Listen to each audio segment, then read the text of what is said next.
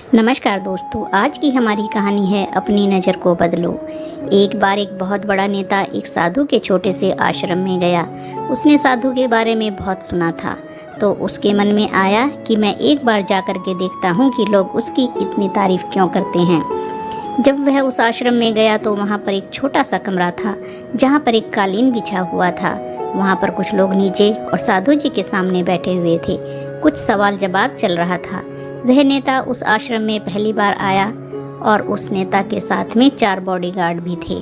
और उसकी यह आदत थी कि जहाँ पर भी वह जाता था, लोग अपनी जगह से खड़े हो जाते थे और उसकी तरफ देखते ही हाथ जोड़ते थे और सर झुकाते थे।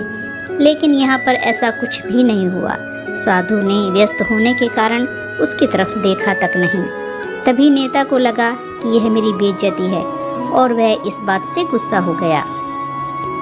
नेता ने थोड़ा गुस्से से साधु की बात को बीच में काटते हुए कहा कि मैं आपसे कुछ कहना चाहता हूँ। साधु ने उसकी तरफ देखा और बोला, आप थोड़ी देर रुकिए, पहले मैं इनके सवाल का जवाब दे दूँ, इसके बाद मैं आपसे बात करता हूँ। तब तक अगर चाहें तो आप बैठ सकते हैं। बस साधु का इतना कहने की ही देरी थी कि नेता का चेहरा गुस्से से लाल हो गया और फिर उसने अपना सारा गुस्सा उस साधु पर निकाल दिया। अभी तक वह नेता बहुत तमीज से आप कह करके बात कर रहा था, लेकिन अब वह तू तड़ाक पर उतर आया। नेता ने उस साधु को कहा, तुझे पता भी है मैं कौन हूँ और तू किससे बात कर रहा है? साधु ने उसकी तरफ देखा और कहा, मुझे इससे कोई फ़र्क नहीं पड़ता है कि आप कौन हैं, लेकिन आप जो कोई भी हैं, अगर आप चाहते हैं कि मैं आपके सवाल का जवाब दूं या आपसे बात करूं, तो आपको कुछ देर रुकना होगा।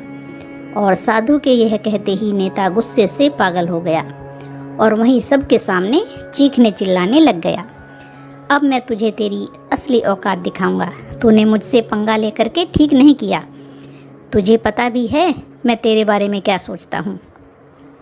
साधु ने फिर से नेता की तरफ देखा और बड़े ही प्रेम से कहा कि मुझे इससे कोई फ़र्क नहीं पड़ता कि आप मेरे बारे में क्या सोचते हैं। आप जो चाहे वह मेरे बारे में सोच सकते हैं। फिर नेता ने उससे कहा कि तू चाहे सुनना चाहता है या नहीं, लेकिन मैं तुझे यही सबके सामने बताऊंगा कि मैं तेरे बारे में क्या सोचता हूँ। तू कोई साधु नहीं है, तू एक बहुत ही घटिया इंसान है। तू एक ढोंगी है, पाखंडी है और यहाँ पर जितने भी लोग बैठे हैं उन सबको बेवकूफ़ बना रहा है। तेरा बस एक ही मकसद है, इन लोगों की जेब में जितना भी पैसा है वह सब तेरे पास में आ जाए। तू अपने फ़ायदे के लिए इन लोगों का इस्तेमाल कर रहा है और अब मैं तुझे नहीं छोड़ने वाला हूँ।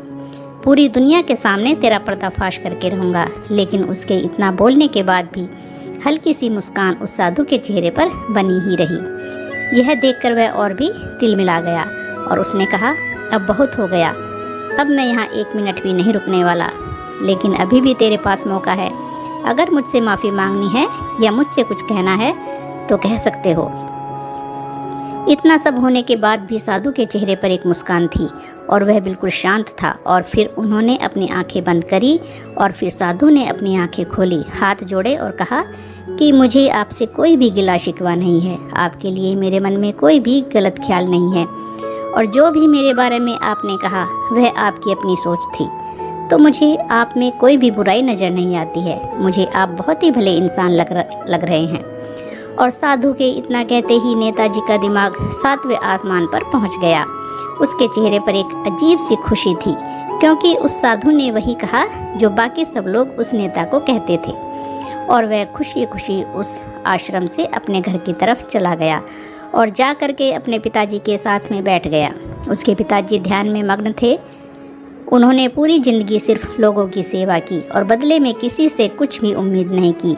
तो थोड़ी देर बाद जब उन्होंने अपनी आंखें खोली और देखा अपने बेटे को अपने साथ बैठे हुए, तो उनके बेटे के चेहरे पर आज एक अजीब सी खुशी थी जो आज से पहले उन्होंने कभी नहीं देखी थी।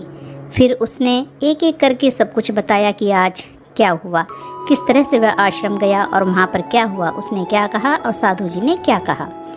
जब उसके पिताजी ने पूरी बात सुनी तो थोड़ा सा मुस्कुराए और अपने बेटे को देखकर बोले कि उन्होंने तुम्हारी तारीफ़ नहीं करी, क्योंकि उन्होंने वह नहीं कहा कि जो तुम हो, उन्होंने वह कहा कि जो वह खुद हैं और तुमने जो भी कुछ उनको कहा वो नहीं कहा कि जो वो हैं, बल्कि तुमने वह कहा जो तुम खुद हो।